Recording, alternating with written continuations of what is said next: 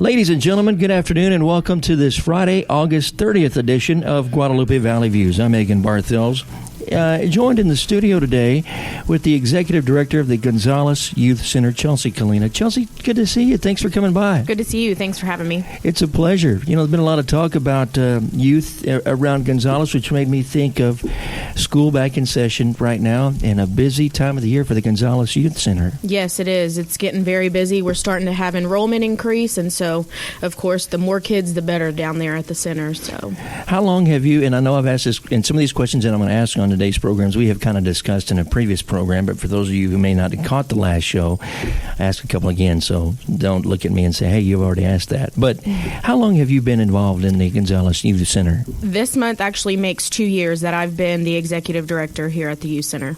But before that, you were also helping out a little bit over there, weren't you? Yes, I volunteered here and there when I could. Yeah. You know, one of the things about the Youth Center, going back on the history of it, the Youth Center, which, kind of started out as Papu's place, I think, is what we called it a long time ago on. And it's located at the corner of Water Street, and is that St. George? Yes. Okay, on the corner of St. George. And you guys, for folks who've never been by and don't know what the Youth Center or the history is about, tell me about it, if you don't mind, just from your eyes and your point of view on how things began and how it all got together. Okay, so I can tell you the Youth Center has been open for a little over 20 years. We are a nonprofit organization, so we have a couple of city and county grants that we get in, but other than that, we rely on, grants that I, as the director, apply for. We rely on fundraising, and we rely on a lot of donations from the community. The Youth Center accepts kids 5th through 8th grade, and it is a $5 one-time membership fee. So you come in 5th grade, you pay your $5, and you're good until you leave after 8th grade. That is fantastic. You have a lot of activities. I want to go back to the mission.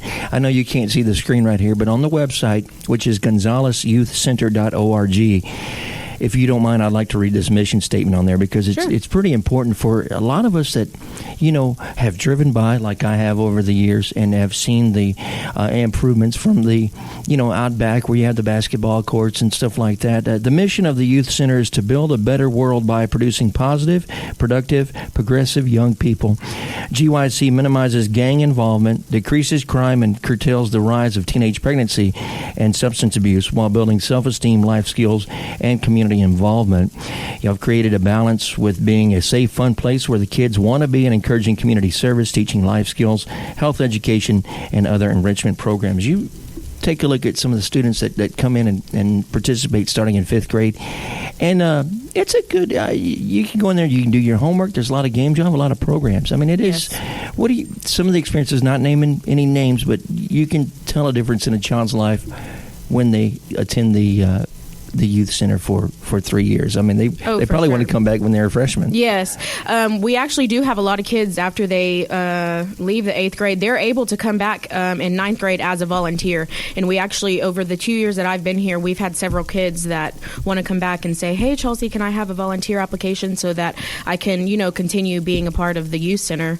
So that means we're doing something right if they want to still keep coming, This is huge. And again, it's been around for 20 years, and it is really, to have a program like this is something special, especially when it's volunteer-driven and donations-driven in a nonprofit organization. And if let's talk about looking ahead on the website. It says that you continue to see an increase in the number of at-risk kids as demographics shift. Federal and state funding to support the program no longer exists. Excuse me for not saying that correct. Federal and state funding to support the program no longer exist. For many years, the local economy has been stagnant, and local governments have been working with limited resources. Although the Eagle Ford Shale beginning to have a big impact in the area, it also adds additional demand for the services and higher cost of delivery in terms of wages and program cost. And due to the changing demographics and increased demand for their services, you need additional support to keep up. And that's where we come in on the donation side. You look at and how can one donate, and what monetarily donating? Is there other things that y'all are accepting for donations as well? Yeah, we accept anything. We have a lot of individuals who donate a lot of stuff to our snack bar. So if they have leftover from, let's say, a church event or some other type of event, they'll call me and they'll say, hey, we have lots of snacks or drinks, and we'll donate. We've had people donate foosball tables. In the youth center now, we have air hockey, we have pool tables. We're always willing to take donations for, footballs, basketballs, soccer balls, different things like that, because as the kids play with them over time, of course they wear out, so it's a constant thing that you have to continue to buy. Give me a kind of paint me a picture, if you will, of an afternoon when I get out of school and get over to the youth center. What's an afternoon look like over there as far as a kiddo that's checking in to come hang out? Okay, so most of the kids, when they get there, of course, they're going to get their snack, they're going to get a drink, and our kitchen is open when they first get there for a certain amount of time, and then it closes so that they can kind of refocus their energy on other stuff. If a kid needs homework help, we are always willing to give them homework help. Tutoring on anything, we have computers, so if they have assignments that involves a computer, that's there for their use. We have different schedules every day. So, sometimes we might be playing minute to win it games. Sometimes it might be, a soccer tournament outside. So it varies by the day. It's always changing. You have... When I mention on the donations and talking about financial, which is under the About GYC link on the GonzalesYouthCenter.org website, again, I emphasize that GYC receives no funding from the state or federal levels. The committee's support for the fundraisers is overwhelming and continues to be their main source of revenue. You also receive some financial support through the generosity of your local city and county governments, and the major supporters and donors help keep the doors open, but you're consistently working to develop new areas of funding. One of those is, again, the membership, which is, $5. Mm-hmm. $5 doesn't go a long way anymore when it comes to going to the store. You can't get lunch for $5 hardly. So that is just a tip of the of the funding. It's not the membership, but it's these galas that you actually have planned coming up. And if you would, let's talk about the gala since we're talking about fundraising, and then I'll go back to the age groups and on the membership and all that other stuff. That's fine. So our gala coming up, it is September 7th. It is at the Elks Lodge here in Gonzales. Doors open at 6 and dinner is served at 7. It is a free cost to come with donations accepted at the door. This year our theme is Dancing with the Stars, and we actually have a few couples and a group who are dancing for the audience's votes. Every vote is $1. So come out, spend money, vote. It's sure to be a good time. Thank goodness you didn't ask me over there. Y'all be calling EMS looking like having some kind of health problem. It's definitely going to be different, but it's going to be fun, and of course it's all for the kids. So all the money that we raise will be put directly back into the youth center. So so tickets on that, you said it's just a donation at the door. Correct. So as much as you want or as little as you want just to get in, but that's Correct. At the Elks Lodge downstairs. Yes. And that's on September the 7th. Oh, that's coming up next weekend. Next Saturday. All right. Well, we're good to know that. And if people want information on that, they can go to your Facebook page. Yes, they can go to our Facebook page. We have the invitation and the save the date on there, and my email and my phone number is also on there. So, gala is at the Elks Lodge next Saturday, the 7th. All right. You are looking at, I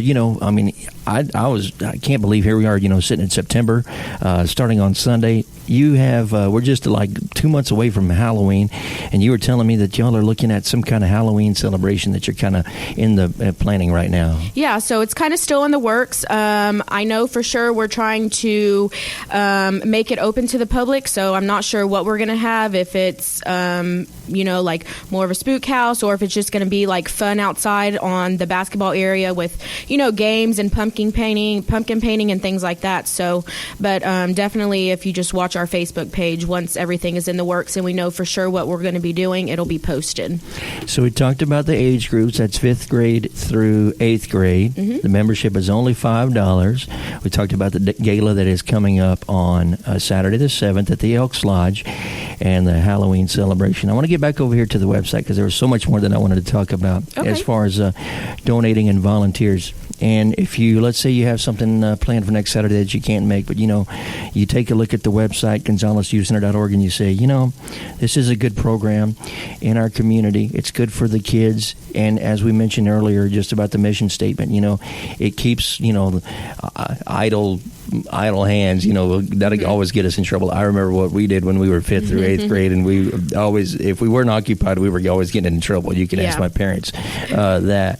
But if you want to, it's a good positive boost to the community. I mean, looking at some of the kids that come in and kind of what I asked earlier, I mean, you can really tell a difference in some of these children's lives that attend the youth center. Yeah, for sure. I want to kind of throw in there.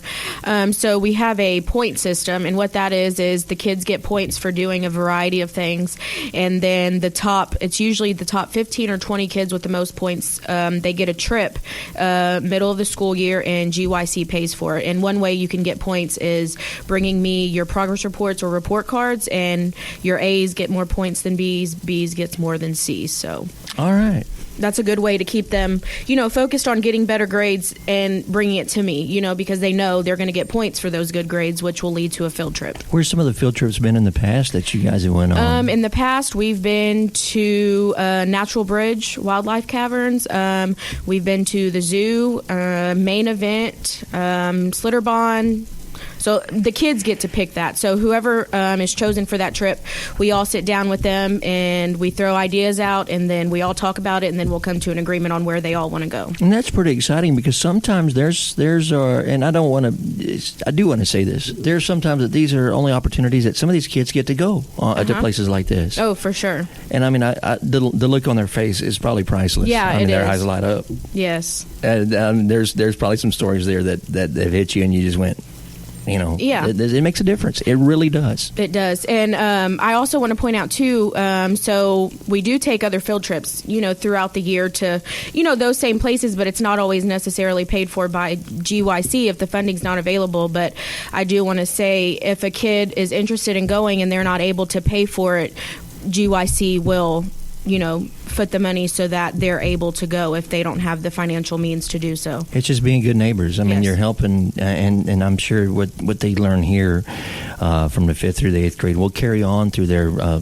high school, college career, and on into the adulthood, saying, hey, these guys stepped up for me when I was, and may not realize it now, but 15 years down the line, they'll realize what a great program it is. Yes, of course. And hopefully they'll send their kids there then. Yeah, and volunteer. I mean, I want to talk about some stuff that's happening at the Gonzales Youth Center. You were telling me that there's more events on your Facebook page, and that's kind of a way to kind of keep in touch with parents and things like that on what's coming up there. Yeah, so if you just follow our Facebook page, I post on there, if not every day, every other day. I try to stay really active on that. If you have a kid that comes to the youth center, you can message me on there, and I am generally really fast at, sending a response. So I'm going to that page right now, but it's Gonzales Youth Center on Facebook, and you can look that up. You have a number of different career opportunities there at the youth center, where there's a program coordinator that options there, and you're at 522 Water Street. You and again, do you have what's the membership? How many on average students do you have that participate there? Okay, well, we have over 200 kids enrolled, and we typically get anywhere from, I would say, 15 to 25 kids a day. It varies. One day we could have up to 30 kids, and the next day we could have 10 kids. So the kids just have so much going on with other school activities or extracurricular activities. So we never see the same kids, day in and day out. Every day it's a new face coming through the door. It's, mandatory to be there, no. But when you have this many, there's so many more. I would remember talking to the former superintendent, Dr. Strozier, here last year on this program, and we were talking about so many more extracurricular activities that the school is offering now than just athletics and band and stuff like that. I mean, these kids are involved in a lot. Of course. Plus homework. Yes, plus homework. Dancing with the Stars. I was looking over here and I see Carlton right on the front page. If you need an RSVP, you can do that, and they can get in touch with you to RSVP for the gala. Is that right? Yes. Okay. Let me see what else we have. My email's on there and my phone number. So RSVP, or if you just simply want more information, feel free to give me a shout. And we talked about the point system earlier. Here's something that you had posted on there, is like kids get points throughout the school year. They earn points by signing in correctly, bringing back any forms sent home that need parent signatures, take advantage of free homework help and tutoring. You mentioned the report card turn in.